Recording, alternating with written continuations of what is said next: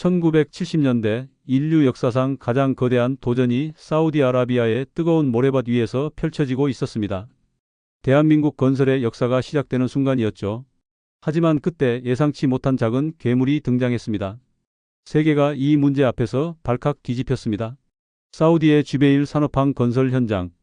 수천 명의 인력과 거대한 장비들이 밤낮 없이 움직이던 이 사막 한복판의 도시. 태양이 이글거리는 낮에는 섭씨 50도를 넘나들고 밤이 되면 차가운 바람이 휘몰아치는 이곳에서 대한민국의 운명을 건 대역사가 진행되고 있었습니다. 그런데 갑자기 이 거대한 현장을 마비시킨 것은 미사일도 전쟁도 태풍도 아니었습니다. 바로 빈대였습니다. 처음에는 한두 명의 근로자가 가려움을 호소했습니다. 뭔가 물린 것 같다는 단순한 불평으로 시작됐죠. 하지만 며칠이 지나자 이것은 재앙으로 변했습니다. 수백 명의 근로자들이 밤새 잠을 이루지 못하고 비명을 질렀습니다. 온몸은 물집과 붉은 반점으로 뒤덮였고 극심한 가려움증에 피부를 긁어대다 상처가 생기기 일쑤였습니다. 공포가 중동의 거대 건설 현장 전체를 덮쳤습니다.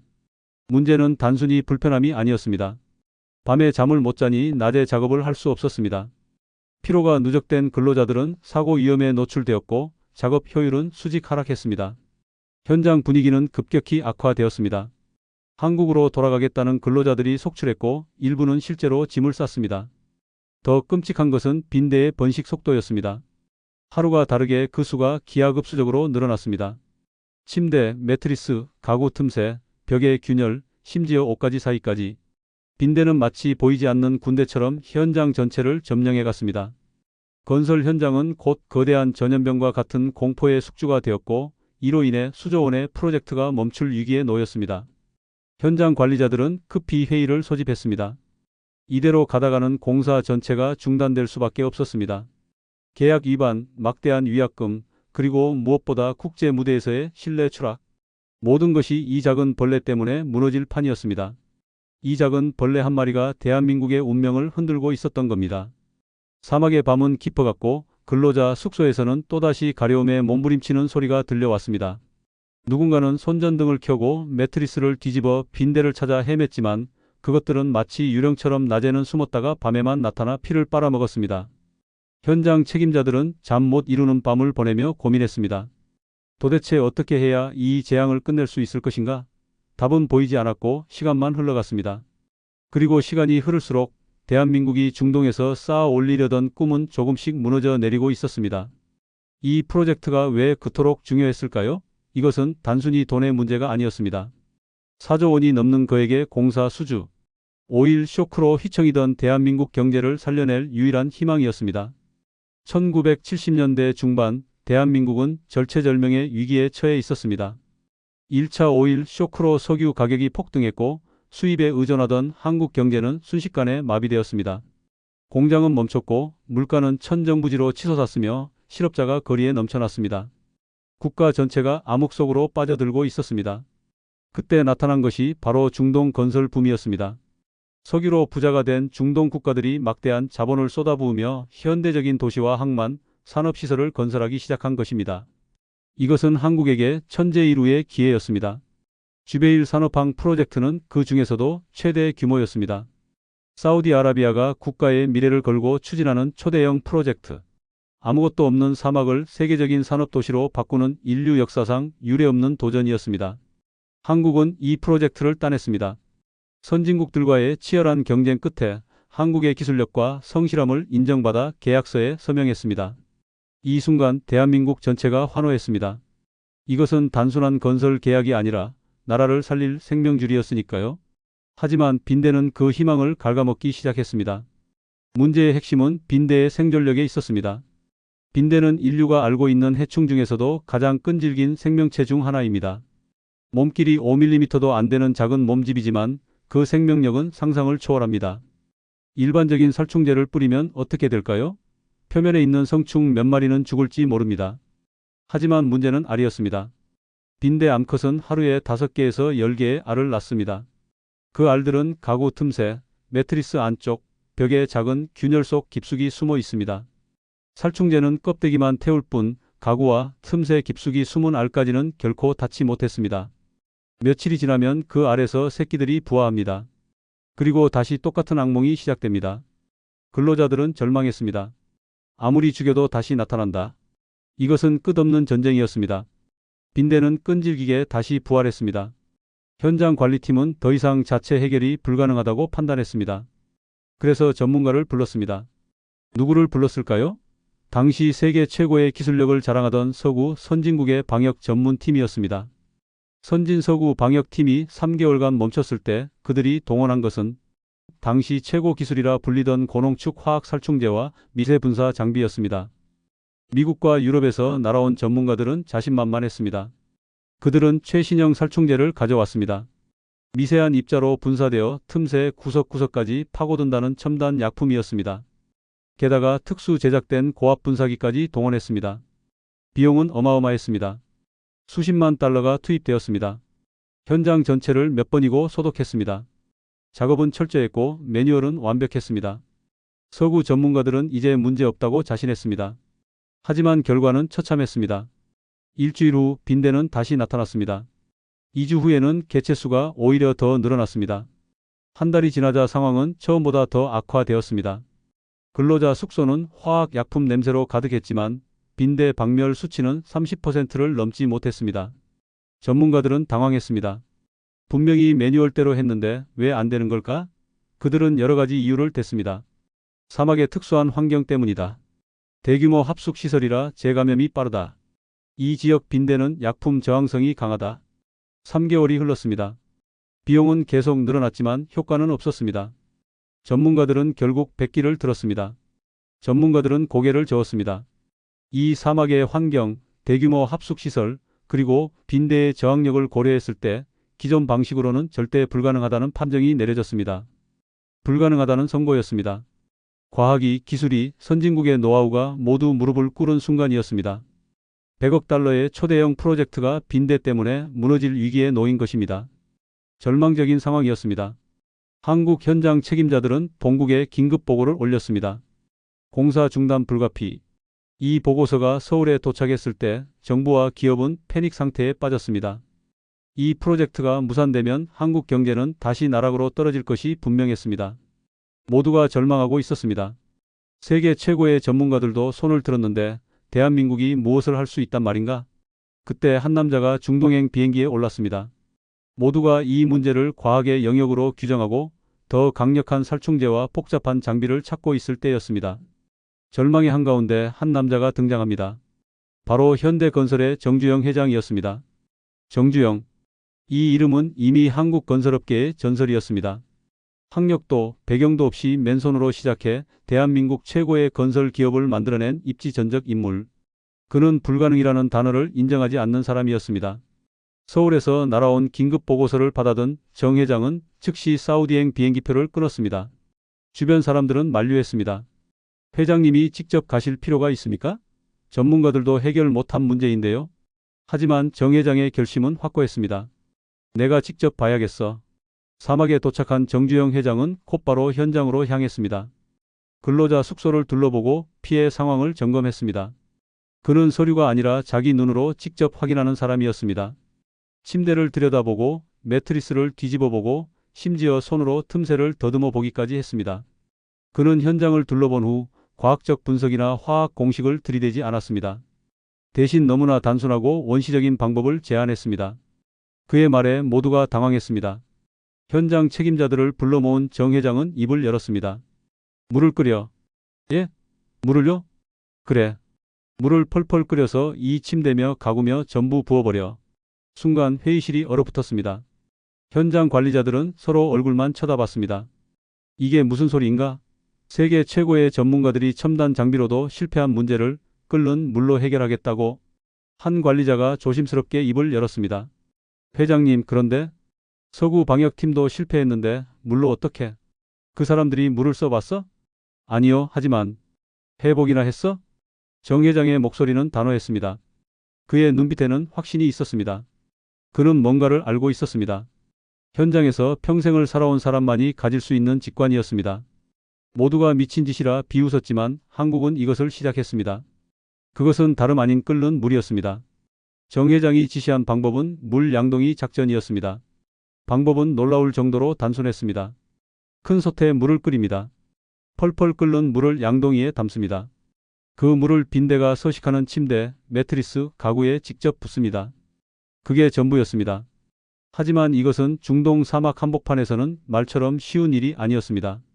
물 한 방울이 아까운 중동 사막에서 귀한 물을 펄펄 끓여 빈대가 창궐한 침대와 가구에 붓자는 것이었습니다. 중동에서 물은 석유만큼이나 귀했습니다. 사막 한복판에서 대량의 물을 확보하는 것 자체가 큰 비용이었습니다. 그 귀한 물을 끓이려면 또 연료가 필요했습니다. 경제적으로 봤을 때 이것은 미친 짓처럼 보였습니다. 소식을 들은 서구 방역 업체들의 반응은 싸늘했습니다. 당시 정식 방역 업체들은 이 아이디어를 조롱했습니다. 건설 회장 머리에서 나온 미신적 처방이다. 현대 과학에 대한 모독이다. 동양인들의 비과학적 사고방식을 보여주는 사례다. 심지어 일부 전문가들은 공식 성명까지 발표했습니다. 끓는 물로 빈대를 박멸한다는 것은 과학적 근거가 없으며 오히려 시설을 손상시키고 화상 위험만 높일 뿐이다. 현지 언론도 가세했습니다. 한국 건설사의 무모한 실험, 검증되지 않은 민간요법으로 대형 프로젝트 도박 같은 헤드라인이 쏟아졌습니다. 비난까지 나왔습니다. 하지만 정주영 회장의 눈빛은 흔들리지 않았습니다. 현장 회의에서 한 직원이 다시 한번 우려를 표했습니다. 회장님, 만약 이것도 실패하면 우리 신뢰도가... 정 회장은 그 직원을 똑바로 쳐다봤습니다. 그리고 천천히 하지만 힘있게 말했습니다. 회복이나 했어? 이 한마디가 모든 조롱을 잠재웠습니다. 정주영은 자신이 옳다는 것을 알고 있었습니다. 그는 과학자가 아니었지만 현장을 아는 사람이었습니다. 빈대는 높은 온도에서 살 수 없습니다. 섭씨 50도만 넘어가도 단백질이 변성되기 시작합니다. 100도에 끓는 물이라면 어떤 생명체도 견딜 수 없습니다. 알도 성충도 모두 즉사할 것입니다. 화학 약품은 표면만 닿습니다. 하지만 뜨거운 물은 스며듭니다. 천 사이로 매트리스 속으로 나무 틈새로 파고듭니다. 어떤 첨단 장비보다 확실하게 더 깊숙이 침투합니다. 정 회장은 명령을 내렸습니다. 당장 시작해. 지금 당장. 현장 관리자들은 머뭇거렸지만 결국 고개를 끄덕였습니다. 회장의 결단을 믿기로 한 것입니다. 그들은 알고 있었습니다. 정주영이라는 사람은 한 번도 틀린 적이 없다는 것을. 물을 끓이는 작업이 시작되었습니다. 거대한 솥들이 현장 곳곳에 설치되었습니다. 근로자들은 의아해하면서도 묵묵히 물을 길어 날랐습니다. 사막의 하늘 아래 한국인들은 세상에서 가장 오래되고 가장 단순한 무기를 준비하고 있었습니다. 끓는 물. 한국은 조롱에 굴하지 않고 즉시 작전에 돌입했습니다. 끓는 물을 가득 담은 양동이가 현장 곳곳으로 옮겨졌습니다. 뜨거운 물을 이불과 침대, 합판 틈새에 강력하게 분사하는 무모해 보이는 작업이 시작된 것입니다. 새벽 5시 작전이 개시되었습니다. 거대한 솥에서 물이 펄펄 끓고 있었습니다. 수증기가 사막의 차가운 새벽 공기 속으로 피어올랐습니다. 근로자들은 두꺼운 장갑을 끼고 양동이를 들었습니다. 끓는 물로 가득 찬 무거운 양동이였습니다. 첫 번째 타겟은 가장 피해가 심했던 A동 숙소였습니다. 시작한다. 근로자들이 침대 위에 끓는 물을 쏟아부었습니다. 치익. 뜨거운 증기가 폭발적으로 솟구쳤습니다. 매트리스가 물을 흡수하면서 찌는 듯한 열기가 사방으로 퍼져나갔습니다. 한 번으로 끝이 아니었습니다. 침대 프레임의 틈새, 침대 다리 연결 부위, 매트리스 봉제선을 따라 한치의 빈틈도 없이 끓는 물을 부었습니다. 목재 가구의 이음새, 벽과 바닥의 경계선, 심지어 전등 스위치 주변까지 빈대가 숨을 수 있는 모든 공간을 뜨거운 물로 공격했습니다. 바로 한국의 양동이 증기 멸균법은 완전히 달랐습니다. 서구 전문가들은 화학 약품을 표면에 분사했습니다. 그들의 접근법은 살충이었습니다. 약품의 독성으로 빈대를 죽이는 것이었죠. 하지만 약품은 깊숙이 침투하지 못했습니다. 표면에 묻은 성충 몇 마리만 제거할 뿐 틈새의 깊은 곳에 알과 유충은 무사했습니다. 하지만 한국의 방법은 달랐습니다. 이것은 멸균이었습니다. 살충이 아니라 완전한 제거였습니다. 서구의 화학 약품이 닿지 못했던 빈대 아래 깊은 껍데기까지 섭씨 100도에 끓는 물이 파고들었습니다. 과학적으로 설명하면 이렇습니다. 빈대 아래 껍질은 화학 약품에 대한 저항성이 매우 강합니다. 두꺼운 키틴질층이 내부를 보호하고 있기 때문입니다. 하지만 열은 다릅니다. 열은 물리적 에너지입니다. 섭씨 100도의 열은 어떤 유기물도 파괴합니다. 끓는 물이 매트리스 속으로 스며들었습니다.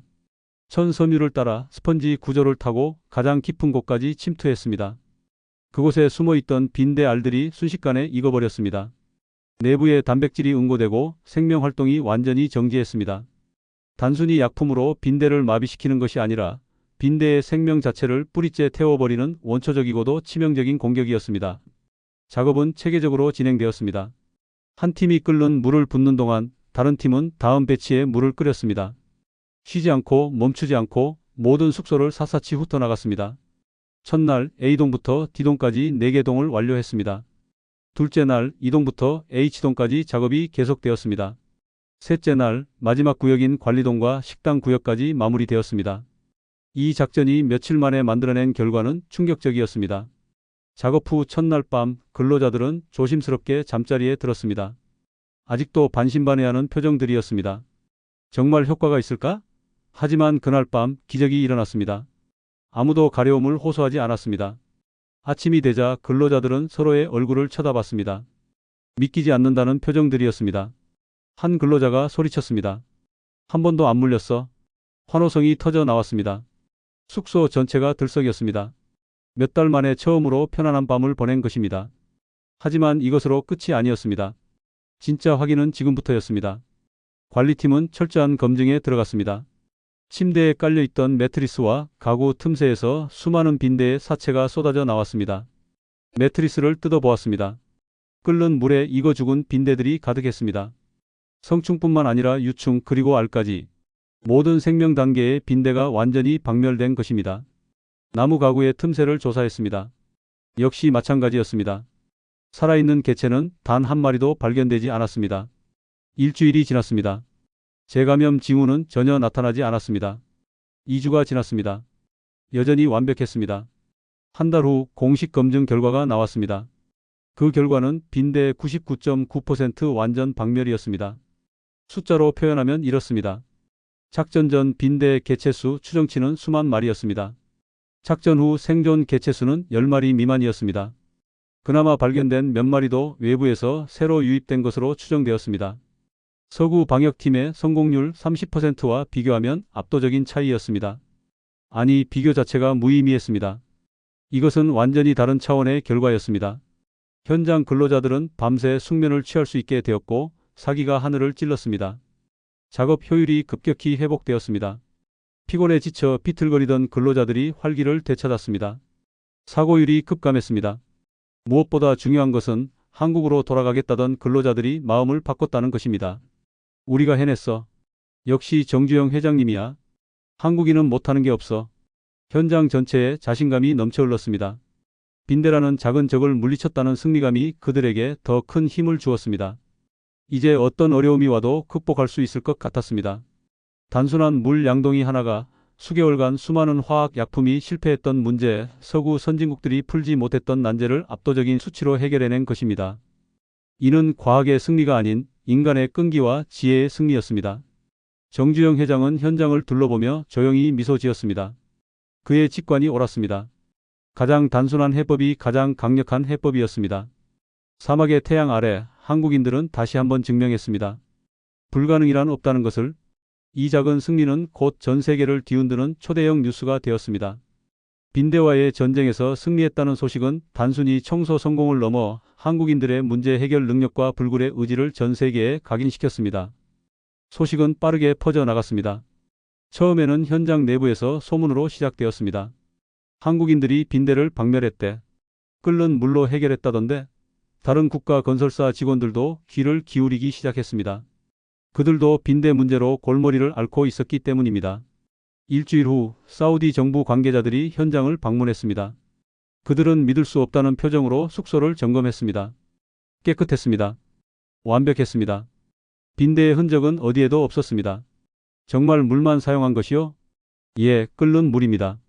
사우디 관계자들은 고개를 저었습니다. 놀라움을 감추지 못했습니다. 미국과 유럽의 전문가들이 수십만 달러를 쏟아부어도 실패한 문제를 한국인들은 물 몇 통으로 해결한 것입니다. 한 달 후 이 이야기는 중동 전역의 건설 업계 화제가 되었습니다.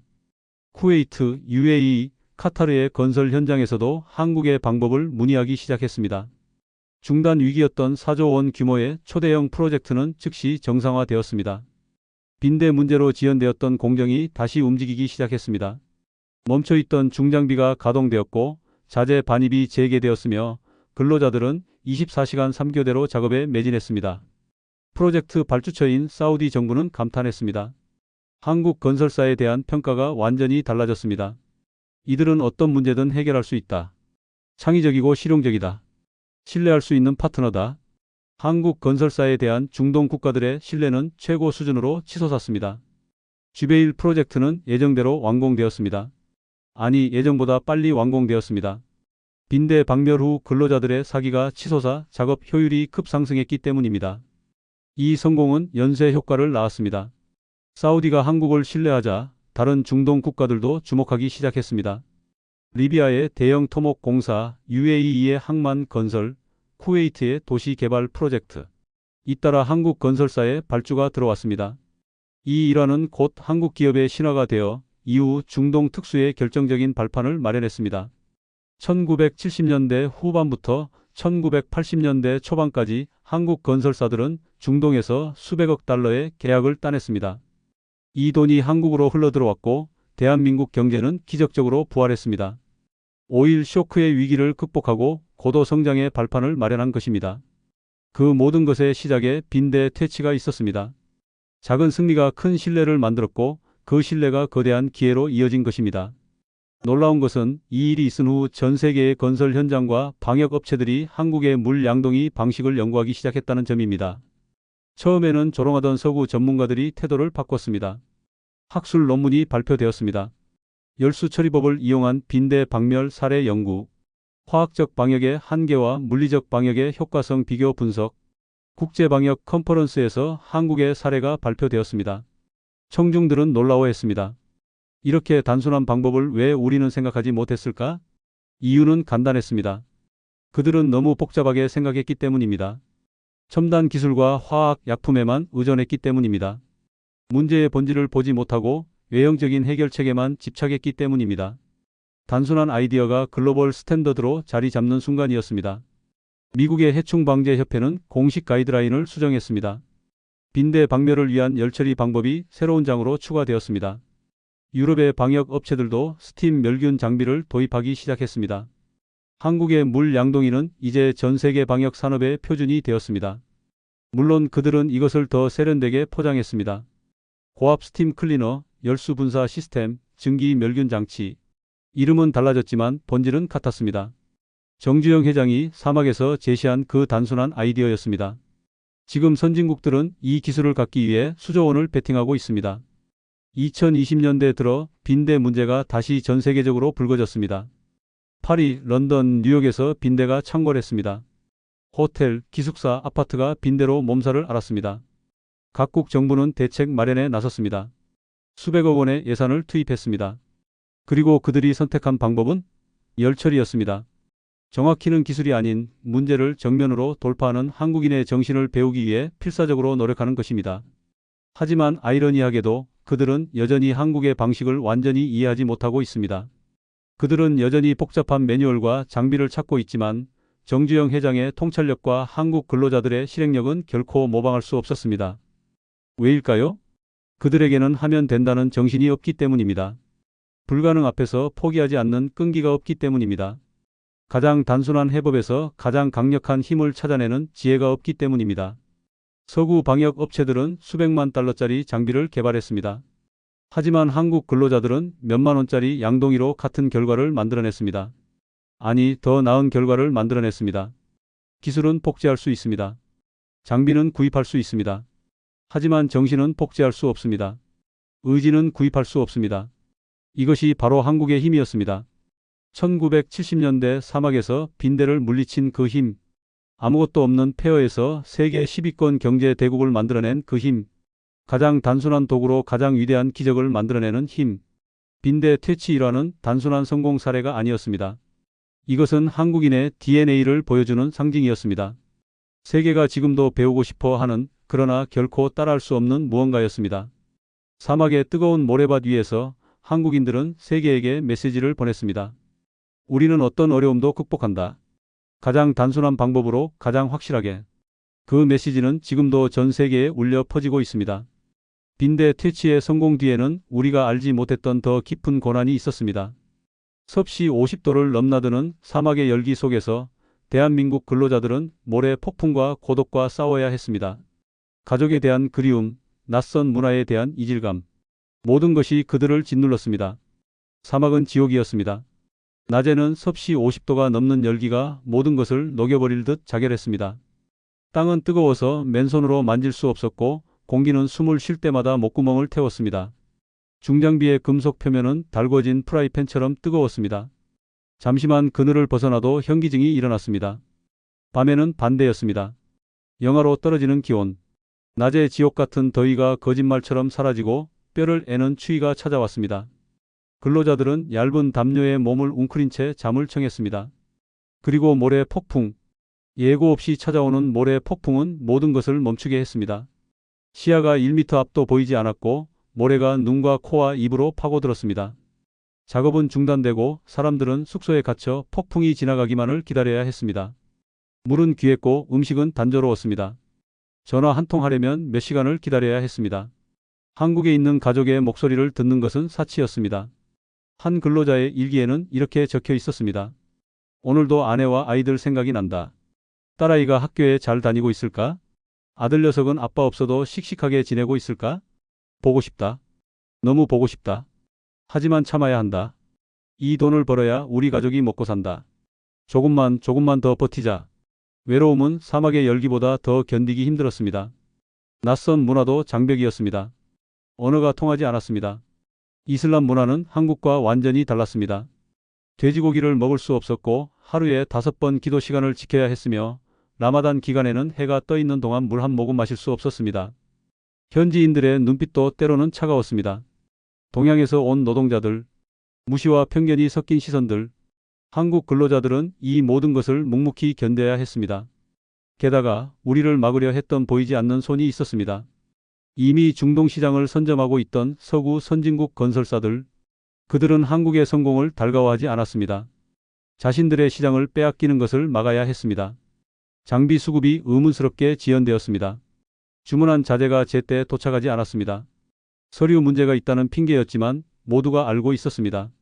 누군가가 의도적으로 방해하고 있다는 것을. 루머가 퍼졌습니다. 한국 건설사는 품질이 낮다. 안전 기준을 지키지 않는다. 인력을 착취한다. 근거 없는 소문들이 현지 언론에 흘러나왔습니다. 누가 흘렸는지는 명확했습니다. 현장에서의 노골적인 무시와 차별도 있었습니다. 국제회의에서 한국 대표가 발언하려 하면 무시당했습니다. 경험도 없는 나라가 무슨 말을 하겠느냐는 태도였습니다. 기술 자료 공유에서도 한국만 배제되는 일이 잦았습니다. 심지어 안전사고를 유도하려는 시도도 있었다는 증언이 있습니다. 장비의 볼트가 느슨해져 있거나 중요한 안전표지가 사라지는 일들, 우연이라고 하기엔 너무 자주 일어났습니다. 빈대 문제는 어쩌면 그들이 한국을 끌어내리려 했던 수많은 시도 중 하나였을지도 모릅니다. 생각해 보십시오. 수천 명이 함께 생활하는 대규모 숙소에서 빈대가 갑자기 창궐했다는 것. 방역 전문가들은 이례적인 속도의 확산이라고 말했습니다. 자연적인 발생치고는 너무 빨랐고 너무 광범위했습니다.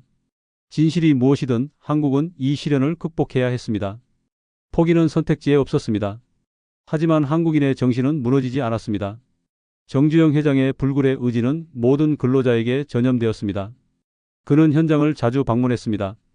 회장이 편한 사무실에 앉아 있지 않고 뜨거운 사막 한복판에서 근로자들과 함께 했습니다. 땀범벅이 된 얼굴로 거친 손으로 직접 자재를 만지며 격려했습니다. 힘들지? 나도 안다. 하지만 우리가 여기서 포기하면 한국의 미래도 없다. 조금만 더 버티자. 우리는 할 수 있다. 할 수 있다는 긍정의 힘이 현장을 채웠습니다. 근로자들은 서로를 다독였습니다. 힘든 동료가 있으면 작업을 나눠서 함께 해냈습니다. 누군가 쓰러지면 모두가 달려가 부축했습니다. 고향 소식이 담긴 편지가 오면 함께 모여 읽고 함께 울고 함께 웃었습니다. 동료와의 끈끈한 연대가 그들을 지탱했습니다. 저녁이 되면 모래바람이 몰아치는 사막 한가운데서 누군가 기타를 꺼내 들었습니다. 고향의 봄을 부르면 모두가 따라 불렀습니다. 목이 메이고 눈물이 흘렀지만 노래는 계속되었습니다. 나의 살던 고향은 꽃피는 산골. 노래가 끝나면 누군가 말했습니다. 우리 꼭 성공하고 돌아가자. 가족들 기다리고 있어. 그래, 반드시 성공해서 가족의 생계를 책임지겠다는 절실함이 그들을 지탱했습니다. 집에 있는 늙으신 부모님, 학교에 다니는 아이들, 병원비가 필요한 아내, 그들은 모두 이곳에서 벌어들이는 돈을 기다리고 있었습니다. 포기할 수 없었습니다. 포기하면 가족이 굶주렸습니다. 이 절실함이 영하의 추위도 50도의 더위도 보이지 않는 적의 방해도 모두 이겨낼 힘을 주었습니다. 그 끈기가 끓는 물 양동이를 들게 했고 결국 모두의 고난을 물리쳤습니다. 빈대 퇴치는 단순히 해충을 없앤 것이 아니었습니다. 이것은 한국인들이 자신들의 한계를 뛰어넘은 순간이었습니다. 불가능해 보이는 환경에서 모든 것이 그들을 막으려 할 때 그들은 굴복하지 않았습니다. 사막의 고독 속에서 서로를 다독이는 근로자들, 땀방울을 흘리며 양동이를 나르는 그 모습. 이것이 바로 대한민국의 진짜 모습이었습니다. 화려한 기술도 첨단 장비도 아니었습니다. 포기하지 않는 의지, 서로를 돕는 연대, 가족을 위한 절실함. 이것이 한국을 만들어낸 진짜 힘이었습니다. 불굴의 의지를 상징하는 땀방울. 그 땀방울 하나하나가 모여 기적을 만들었습니다. 빈대와의 전쟁은 끝났습니다. 하지만 그 전설은 영원히 남았습니다. 이는 한 회사의 일화가 아닙니다. 바로 대한민국이라는 나라의 이야기입니다. 가장 단순하고 원초적인 방법으로 가장 복잡하고 첨단적인 문제들을 해결해내는 한국적 통찰력의 상징입니다. 돌이켜보면 놀라운 일입니다. 세계 최고의 전문가들이 실패한 문제를 건설 현장의 근로자들이 양동이와 물로 해결했다는 것. 수백만 달러의 첨단 장비가 무너진 자리에서 몇만 원짜리 도구가 승리를 거뒀다는 것. 이것이 바로 한국입니다. 화려함보다 실용을, 복잡함보다 단순함을, 이론보다 실천을 택하는 나라. 문제 앞에서 길게 고민하지 않고 일단 해보는 나라. 안 된다는 말보다 해보자는 말을 먼저 꺼내는 나라. 정주영 회장의 물 양동이는 단순한 방역 도구가 아니었습니다. 그것은 한국인의 사고방식을 보여주는 상징이었습니다. 남들이 불가능하다고 말할 때 정말 그럴까? 라고 되묻는 용기. 복잡한 이론에 얽매이지 않고 본질을 꿰뚫는 통찰력. 그리고 무엇보다 직접 행동으로 옮기는 실행력. 이 성공을 통해 한국은 중동에서 수많은 외화를 벌어들였고 이는 곧 대한민국 경제의 기적적인 부흥으로 이어졌습니다. 숫자로 보면 더욱 놀랍습니다. 1970년대 중반 한국의 중동 건설 수주액은 거의 제로였습니다. 하지만 1970년대 후반부터 폭발적으로 증가하기 시작했습니다.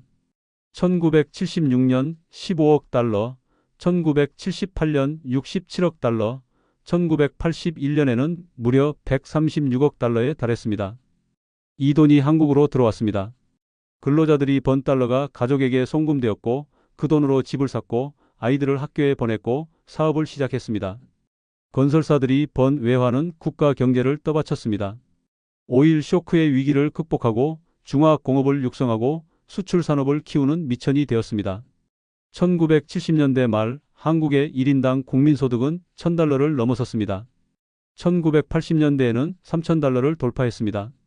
절대 빈곤에서 중진국으로 도약하는 기적이 일어난 것입니다. 그 기적의 시작점에 중동 특수가 있었고 중동 특수의 발판에 빈대 퇴치 일화가 있었습니다. 빈대 퇴치 일화는 이제 단순한 일화가 아니라 하면 된다는 한국인의 정신이 세계 경제 발전에 기여했음을 증명하는 살아있는 증거입니다. 세계는 한국을 다시 보기 시작했습니다. 저 작은 나라가 어떻게 저런 일을 해냈을까? 어떻게 폐허에서 불과 20년 만에 산업국가가 되었을까? 답은 간단했습니다. 포기하지 않았기 때문입니다. 불가능을 인정하지 않았기 때문입니다. 가장 어려운 환경에서 가장 창의적인 해법을 찾아냈기 때문입니다. 사막의 빈대를 물리친 그 정신으로 한국은 모든 것을 이뤄냈습니다. 반도체, 자동차, 조선, 철강, 전자. 세계 시장에서 한국은 불가능을 가능으로 바꿔냈습니다. 후발주자였지만 선발주자를 추월했습니다.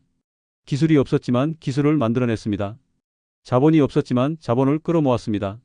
어떻게? 바로 그 정신으로. 1970년대 사막에서 양동이를 들었던 그 정신으로. 인류 문명 발전의 장벽을 해결하고 황금빛 성공의 미래를 찾아준 나라.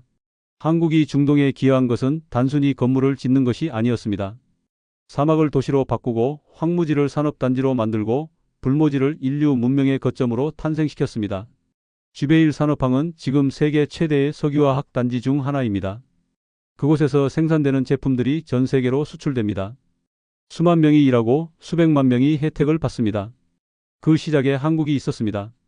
빈대를 물리치고 건물을 세우고 꿈을 현실로 만든 한국인들이 있었습니다. 사막의 열기 속에서 가장 작은 괴물과 싸워 이긴 위대한 승리. 그 승리의 이름은 근면, 끈기, 그리고 지혜였습니다. 근면. 하루도 쉬지 않고 일했습니다. 새벽부터 밤까지 더위에도 추위에도 묵묵히 자기 자리를 지켰습니다. 끈기. 모든 것이 그들을 막으려 했지만 포기하지 않았습니다. 넘어져도 다시 일어났고 실패해도 다시 도전했습니다. 지혜. 복잡한 문제를 단순하게 풀어냈습니다. 남들이 보지 못한 해법을 발견했습니다. 상식을 뛰어넘는 통찰력을 발휘했습니다. 이 세 가지가 모였을 때 기적이 일어났습니다. 이 모든 것을 가진 나라, 우리는 그 나라를 대한민국이라 부릅니다. 대한민국. 6.25 전쟁의 폐허에서 시작한 나라. 아무것도 없었던 나라. 세계에서 가장 가난한 나라 중 하나였던 나라. 하지만 지금은 어떻습니까? 세계 10위권의 경제 대국. K-팝, K-드라마, K-영화로 문화 강국. 반도체, 배터리, 조선으로 기술 강국. 민주주의와 경제 발전을 동시에 이룬 유일한 나라. 이 모든 것이 어떻게 가능했습니까? 사막에서 양동이를 들었던 그 정신. 불가능 앞에서 물러서지 않았던 그 의지. 서로를 격려하고 함께 이겨낸 그 연대. 가족을 위해, 나라를 위해 헌신했던 그 희생. 바로 그것이 대한민국을 만들었습니다. 역사는 기억할 것입니다. 대한민국이라는 이름을, 사막의 모래바람 속에서 땀 흘렸던 이름 없는 근로자들을, 양동이에 끓는 물을 담아 날랐던 평범한 사람들을, 할 수 있다고 외쳤던 그 목소리를, 해보자고 말했던 그 용기를 세계는 기억할 것입니다. 가장 작은 것에서 시작해 가장 위대한 것을 이룬 나라. 누구도 주목하지 않았지만 모두를 놀라게 한 나라. 불가능이란 단어를 사전에서 지워버린 나라. 그 이름 대한민국.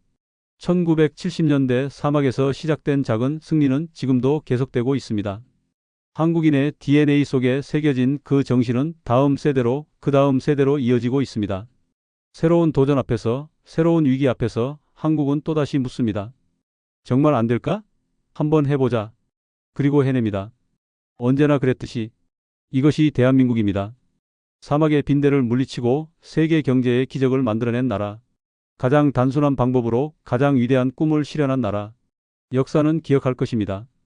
대한민국이라는 이름을. 이 영상이 좋았다면 좋아요, 구독 꼭 부탁드립니다. 영상 제작에 큰 힘이 됩니다. 시청해 주셔서 감사합니다.